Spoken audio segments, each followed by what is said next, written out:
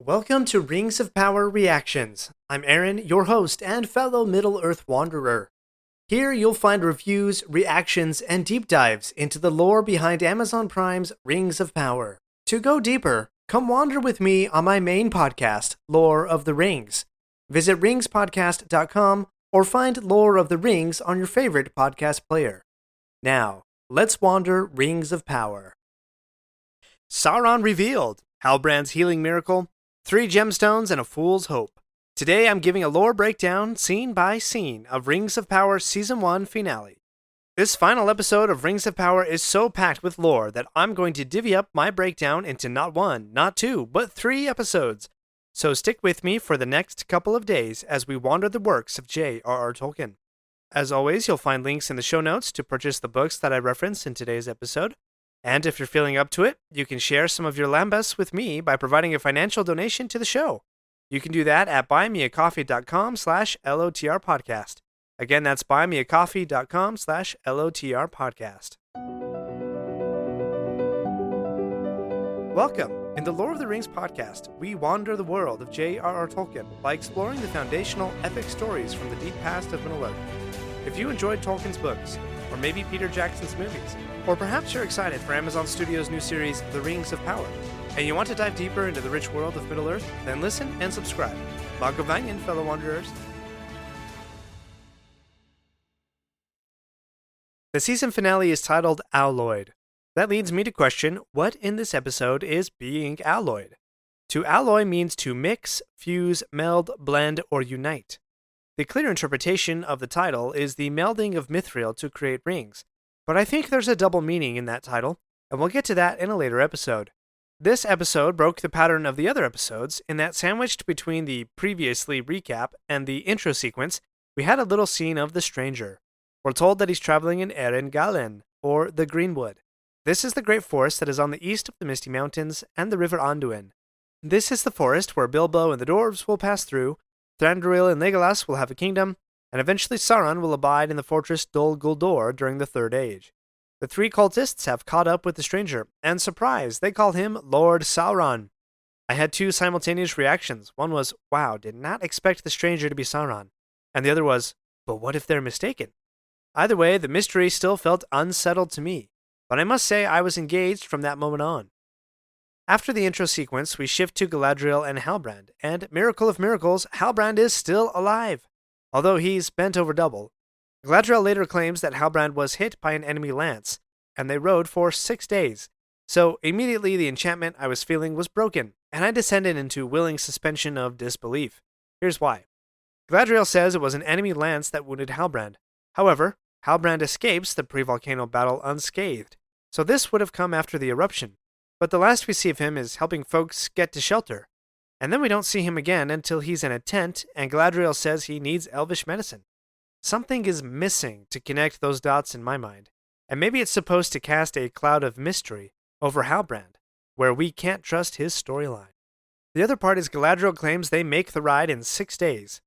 Okay, think about a reverse journey for the members of the Fellowship of the Ring. Instead of Moria to Mordor, go backwards from Mordor to Moria, more or less. So from the mountains on the west side of Moria and east of Anduin, Galadriel and Deathbed Halbrand rode all the way across the future kingdom of Gondor, the future kingdom of Rohan, and all the way past Isengard, and halfway to Rivendell. How far is that exactly? You may say, what a stupid question, what does it matter? Well, it mattered to Tolkien. This level of detail mattered so much that he would painstakingly calculate distances and travel speeds. He wasn't perfect, but he even went so far as to match the distances and time traveled with the phases of the moon. That level of thinking, through the tiny details, is what sets Tolkien's world apart. It makes the world feel real, and enchants us by abiding by its own laws. Not so in Rings of Power. Galadriel and Halbrand make the ride in 6 days. It took the Fellowship nearly 2 months to travel roughly the same distance on foot, boat, and a little bit on horse. It's a 3 days ride on horseback between Helm's Deep and Isengard, let alone the entirety of Rohan and Gondor, and then more. So 6 days to ride with Halbrand on his deathbed? Sorry, I'm not buying that. Huge shout out to Karen Wynne Fonstad's The Atlas of Middle-earth for all the detail on maps, distances, and pathways that the characters traveled. But okay, they're now in Eregion, where Celebrimbor is coming up with a plan B to save the elves. Do more with less, he says, and then, quote, the sun itself began as something no bigger than the palm of my hand. Let's examine that claim. The sun was created from a fruit of the tree Laurelin. Laurelin was the golden tree crafted by the Valar, which gave light to Middle-earth, along with Telperion, the silver tree. But Galadriel and Elrond are reunited. And by the way, I love seeing all the detail of Eregion. I just want to go walk around all those beautiful places and soak it all in. Again, the settings and the visuals of Rings of Power simply blow me away. But then Halbrand is up and walking around again. It's so jarring. He's on his deathbed, then he rides the distance to Eregion faster than the Millennium Falcon can do the Kessel Run, then he has elven surgery, and he's up and walking around again like nothing happened. So at first I'm thinking, what the? Why is he moving around? But then again, the mystery surrounding Halbrand begins to thicken. He finds himself in Celebrimbor's workshop. The workshop is way cooler than I could have imagined. I loved the idea of the ceiling opening up to the light and all the cool contraptions Celebrimbor has lying around. Halbrand claims that the master he was apprenticed to used to speak of the wonder of Celebrimbor's craft. Halbrand has shown interest in metalwork before. He made steel and blades in Numenor. But who is this master that he speaks of? Knowing what we know now, could he be speaking of an immortal master, Aule or Morgoth? We know that Sauron followed after Aule, the Valar smith, before he was led into evil by Morgoth. Halbrand also shows a lot of interest in 3 gemstones, one blue, one red, and one white. These 3 stones are the stones that would later be incorporated into the 3 rings given to the elves. The blue stone is a sapphire and represents the element of air or wind. This is significant because the High King of the Valar, Manwë, is the god of the wind and the master of the great eagles. The red stone is a ruby and represents the element of fire. The white stone is adamant and represents water, but I think on the hand of its eventual ring bearer also represents light, specifically the light of the stars. Celebrimbor says, quote, Feanor's jewelcraft managed to capture the essence of Valinor. He's referring specifically to the 3 Silmarils that Feanor created in Valinor. Here's a few lines from Tolkien's work called The Silmarillion. Quote, in that time were made those things that afterwards were most renowned of all the works of the elves. For Feanor, being come to his full might, was filled with a new thought. Or it may be that some shadow of foreknowledge came to him of the doom that drew near, and he pondered how the light of the trees, the glory of the blessed realm, might be preserved imperishable. Then he began a long and secret labor, and he summoned all his lore, and his power, and his subtle skill, and at the end of all he made the Silmarils. As 3 great jewels they were in form, but not until the end, not until the sun passes and the moon falls, shall it be known of what substance they were made. Like the crystal of diamonds it appeared, and yet was more strong than adamant, so that no violence could mar it or break it. And in Unfinished Tales we learn that Celebrimbor, quote, desired in his heart to rival the skill and fame of Feanor. Because of that ambition, Celebrimbor was susceptible to Sauron's teachings when Sauron came to the elves in the fair form of Anatar and called himself the Lord of Gifts, which is exactly what Halbrand refers to. After he gives Celebrimbor the idea to make an alloy, he says, call it a gift. We'll leave the elves in their plight and return to the Númenórean storyline.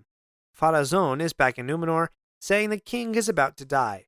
Quote, soon he will travel that road which makes an end of every man who walks it. It will be our duty to forge for him a tomb, granting him the immortality in stone that no man, not even a king, can attain in this life.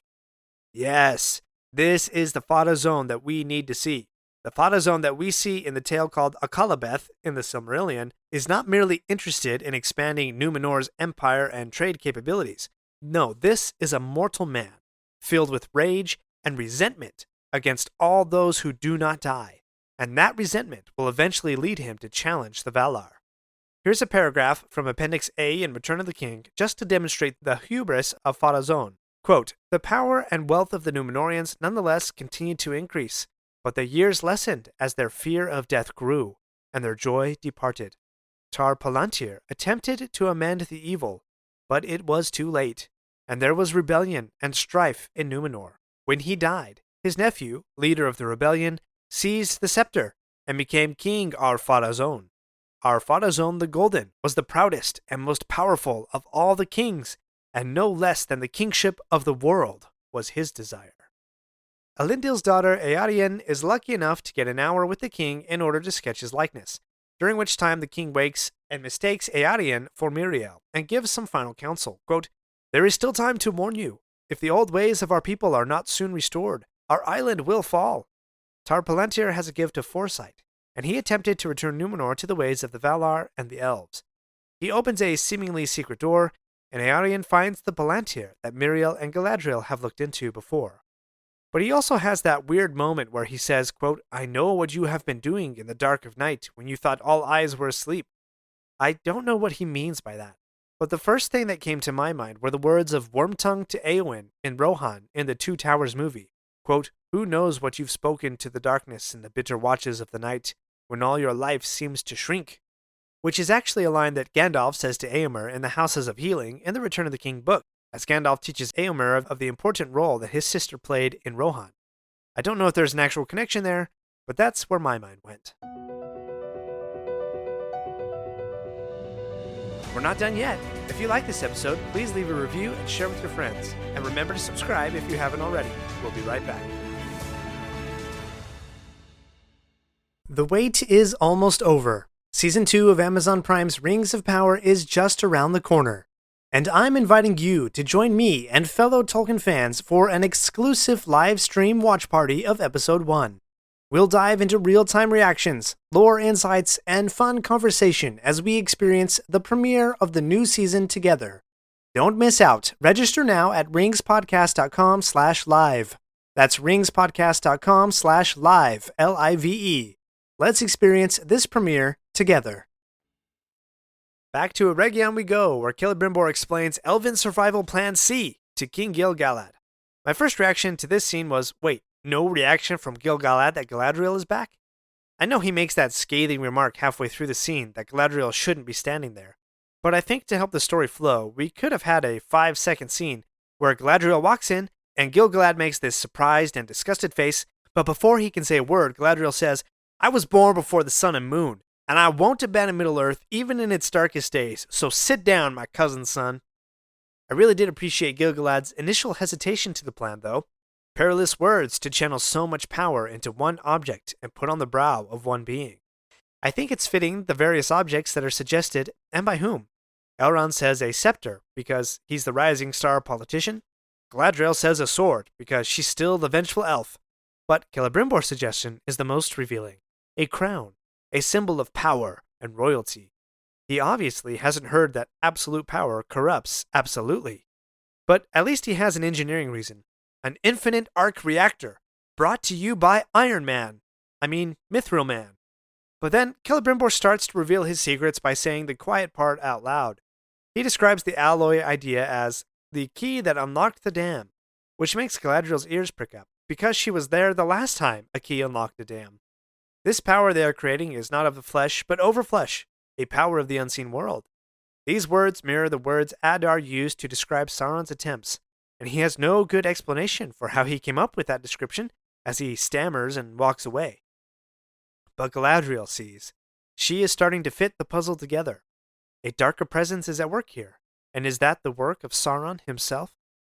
Okay, let's round out this portion of our lore breakdown with a discussion on hope. Gil-galad calls this effort a fool's hope and nothing more, which Elrond then quotes his own advice back at him. But a fool's hope, that is a key phrase in The Lord of the Rings. It's a fool's hope that sets all the events in motion that led to the downfall of Sauron. Before the Siege of Gondor, Pippin asks Gandalf, quote, "Is there any hope, for Frodo or at least mostly for Frodo?" Gandalf put his hand on Pippin's head. "There never was much hope," he answered, "just a fool's hope, as I have been told." Funny that he says this to Pippin, whom Gandalf has called full of a took more than once. But maybe it's a fool's hope, thinking that Frodo could withstand the temptations of the One Ring and evade the searchings of the Eye in order to destroy the One Ring.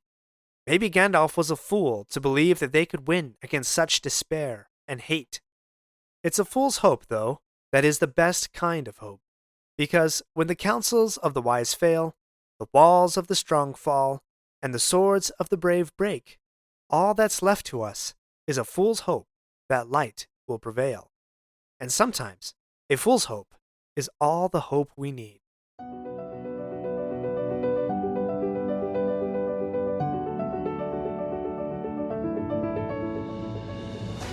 My friends, if you enjoyed this episode, let me know by subscribing, leaving a review, and sharing with your friends. Follow me on Facebook or Instagram at Lore of the Rings Podcast. For feedback on the show, please email me using the link in the show notes. Until next Thursday, remember, not all those who wander are lost. The wait is almost over. Season 2 of Amazon Prime's Rings of Power is just around the corner. And I'm inviting you to join me and fellow Tolkien fans for an exclusive live stream watch party of Episode 1. We'll dive into real-time reactions, lore insights, and fun conversation as we experience the premiere of the new season together. Don't miss out. Register now at ringspodcast.com/live. That's ringspodcast.com/live, Live. Let's experience this premiere together.